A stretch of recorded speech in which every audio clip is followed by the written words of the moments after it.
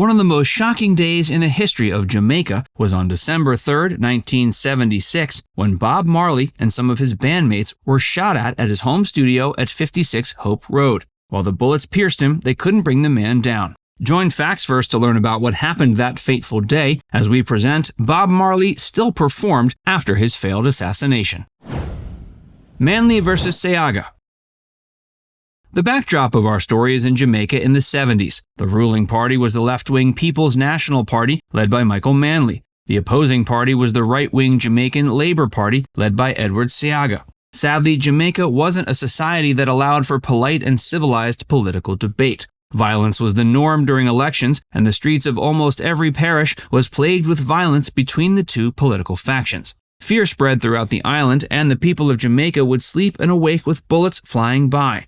As a result, many Jamaicans left the country, probably thinking they'd never return to live or even visit. It was clear someone had to be a uniting force. That man was Bob Marley. By the mid-70s, Bob Marley was one of the most famous people in Jamaica. Outside of Jamaica, he was perhaps the most famous Jamaican, and for many, he was the only Jamaican who others knew about. His music inspired hope and joy, and regardless of one's political inclinations, they always loved Bob Marley. But Bob himself never expressed any political view or affiliation. In fact, his music often criticized the state and all agents of the state, calling them Babylon in many of his songs. This was in line with his views as a Rastafari, where only God or Jah was his authority and politics were of no interest to him. Surely he was the right person to bring Jamaicans together. He was scheduled to perform at the Smile Jamaica concert on December 5, 1976. Along with other big reggae stars, he'd perform this concert in Kingston and help Jamaicans forget these troubles amidst the violence that plagued the nation. In the days approaching the concert, Bob Marley and the Wailers were rehearsing at 56 Hope Road. This was the house where Bob lived and where he recorded his music. Today, it's the home of the Bob Marley Museum. It's where he spent some of the most wonderful moments of his life. It's also the place that almost became the place of his death. While Bob was lost in his music and seemed to be focused on nothing else, gunmen approached the house. They'd been paid to assassinate Marley, knowing he was a threat to those who wanted to keep Jamaican society divided. The Assassination Attempt. On December 3, 1976, gunmen broke into 56 Hope Road while Bob Marley and the Wailers were practicing their music, planning for the big concert 2 days later. Without warning, shots broke out. Bob had been shot in the chest and his arm. His wife Rita was shot in the head. His manager, Don Taylor, was also shot in his torso and his legs. One of the band members, Lewis Griffiths, was also shot in the torso. Amazingly, there were no deaths. Bob Marley was briefly hospitalized, but he managed to recover in just 1 day. The Smile Jamaica concert wasn't canceled. Bob Marley and the Wailers performed at the concert, and it remains one of the most famous in Jamaican history. It provided some relief to the horrors of what was happening in the country. Sadly, however, the concert didn't do much to put an end to the political violence. It continued to plague the country, and many believe the concert actually caused more harm. The current Prime Minister of Jamaica was Michael Manley, the leader of the People's National Party. But Edward Seaga's Jamaican Labour Party was eager to take over power from the party that had ruled Jamaica since its independence in 1962. The country so far had been a de facto one-party state, and one section of Jamaicans were eager for change and weren't keen to see any more of Michael Manley. The Smile Jamaica concert wasn't held by either of the two warring political parties, but Michael Manley endorsed the concert and said he was glad it was happening.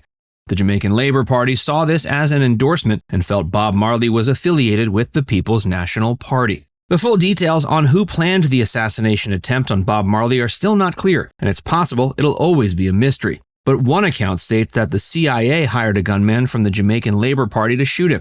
This has led to conspiracy theories and various investigations on what happened. It's been discussed in pretty much every book written about Bob Marley, documentaries about his life, and even in the popular Jamaican novel, A Brief History of 7 Killings. Bob Marley still performed after his failed assassination. Even after he'd been shot at 56 Hope Road, Bob couldn't let his fans down. Many thought he wouldn't perform at the concert, but he didn't want to disappoint. He promised he'd perform just one song and ended up performing for an hour and a half. But after the concert, his morale was low, perhaps for the first time.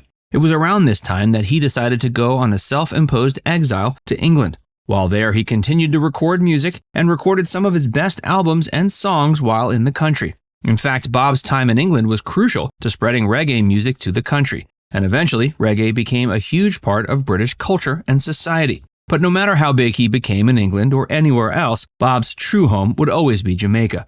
Some people from Jamaica were sent to England to meet Bob to convince him to end his exile. He was needed to unite the people once more. Bob knew he was needed in Jamaica, and after his long exile in England, he returned to Kingston, this time with an even better idea.